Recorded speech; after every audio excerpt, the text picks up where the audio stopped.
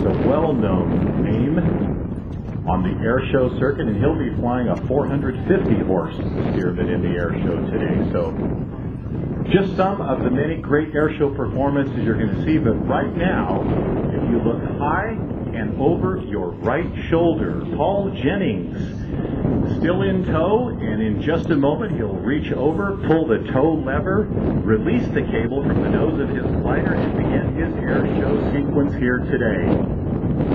Ladies and gentlemen, get ready for something that is truly unique.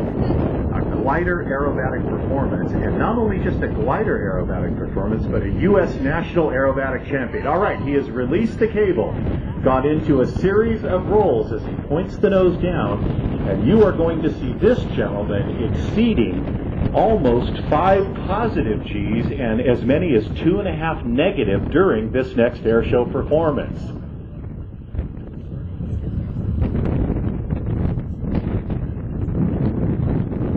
The glider that Paul is flying is an aircraft that is entirely a fiberglass construction.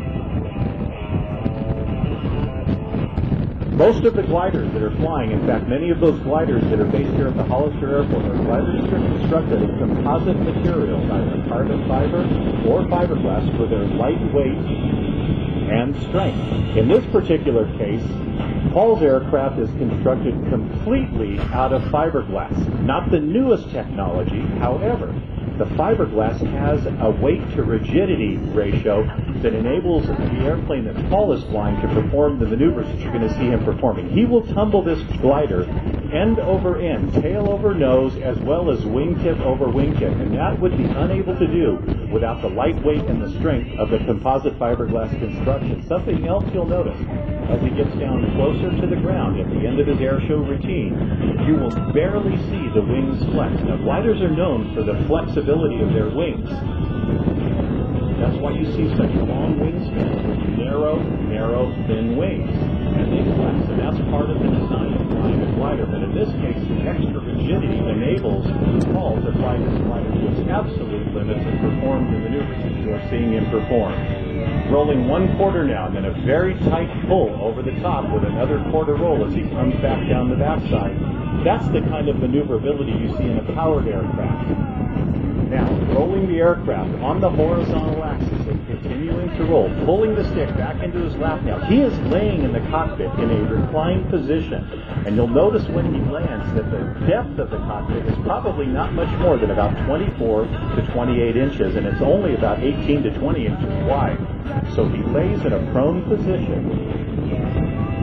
And that also enables the very streamlined fuselage of the glider to be constructed, because as we see here, as he is tumbling the aircraft now end over end, it's a very thin airframe, it's a very compact airframe, and that makes for a much cleaner form going through the sky, reducing the drag on the aircraft.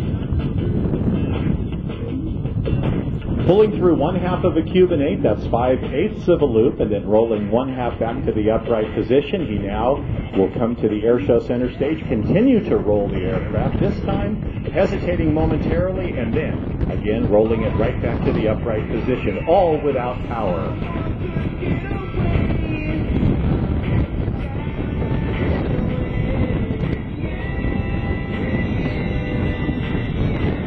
A very tight pull at air show right now, and he continues to roll the aircraft, holding it inverted momentarily, then pulling the nose through the horizon back to the upright. And as Paul comes in from your air show right, you'll hear something. He is approaching speeds well over 150 miles per hour. And listen carefully now as he comes past, because you can hear the sound of the wind going over the surface of the glider.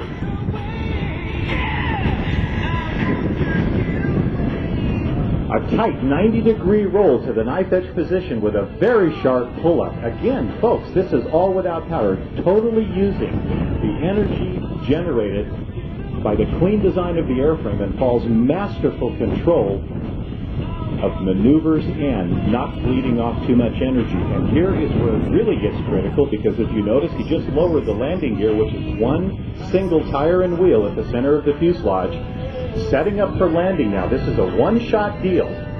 He's got to have everything just right, and it looks like he's made the runway. It's going to be a perfect landing. Now watch carefully, because he has to compensate for that crosswind also, but he doesn't have the power to go around. He's got to make it right the first time.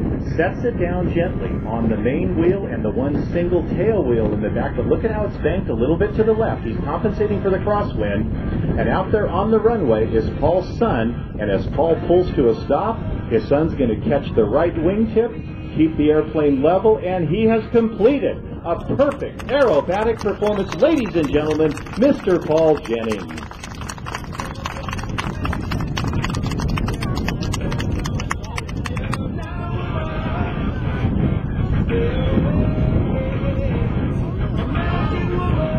You know, Jerry, they have a place here on the airport. I think it's called Bay Area Glider Rides. If you would like to have a ride that's not quite similar to that, be sure that you stop by and talk to the folks at Bay Area Glider Rides. They do some aerobatics if you really want to do that, but they will take you for a wonderful scenic ride around the mountains here. Just a beautiful area to fly in. So be sure to stop by Bay Area Glider Rides if you'd be interested in going for a ride. They have some short rides, long rides, just about any kind of ride you'd like.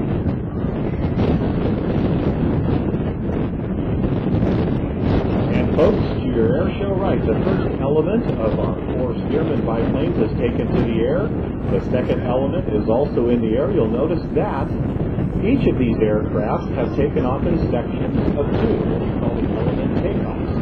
And our 4 pilots are going to demonstrate to you today what some of the very basic maneuvers would be that a young Army Air Corps or Navy or Marine Corps cadet would be practicing during their initial flight training program. And as you can see out there, as they're departing into a very strong headwind, the buffeting that the pilots are experiencing is really moving these big biplanes around. Spearman is a great airplane. It's a product of the Boeing Air